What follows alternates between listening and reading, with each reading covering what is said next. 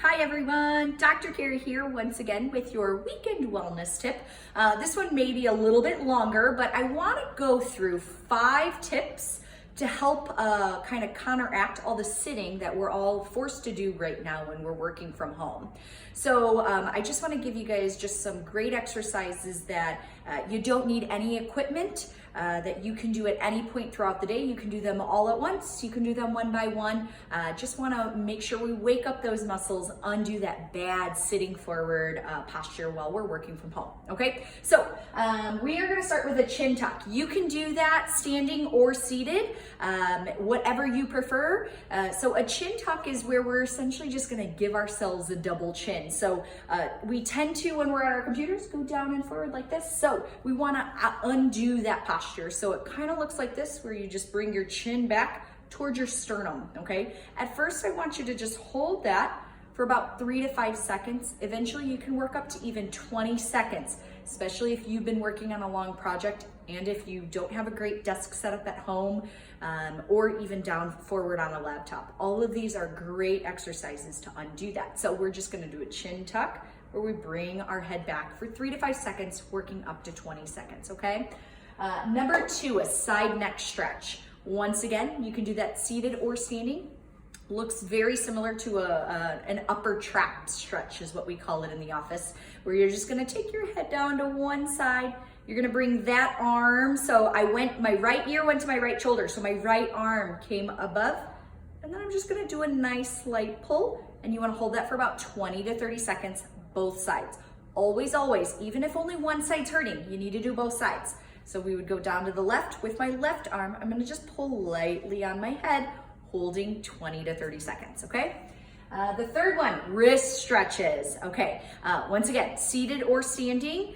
So with a wrist stretch, you're gonna take your right arm out in front. My elbow is straight. My hand's gonna come down, opposite hand. So my left hand is gonna pull, and once again, holding for anywhere from 10 to 30 seconds, okay? So this one you can do actually 4 different ways. So on this one, I have my palm towards me, fingers are down, and then I pull towards. Then I can do palm towards me, but fingers up, and still my elbow straight, and I'm pulling. Then I can do palm away from me, fingers up, and I'm going to pull. And then last one, palm away from me, fingers down, but always pulling towards my body. Of course, once again, make sure you do it both on your right and your left side. Very, very important to equal it out. So just like that, down and down. Keeping your elbow straight on all of them is just that last key point on that one. Number 4, shoulder pullback. Once again, I'm actually gonna sit because you're more likely to do this seated than standing, but you can do it while standing as well. So when I'm seated in front of my computer, all I'm gonna do is kind of bring my shoulders up, back, and down, squeezing my shoulder blades together. A lot of you in the office may know that more as a scapular retraction, that's what we may call it, but you're just gonna kind of bring up, shoulders back and down. Once again, we just wanna stop that forward posture that we're down towards those. Chair squat. This one, I'm gonna get your heart rate up just a little bit more, but we wanna get those hips that are becoming less and less mobile, seated all the time.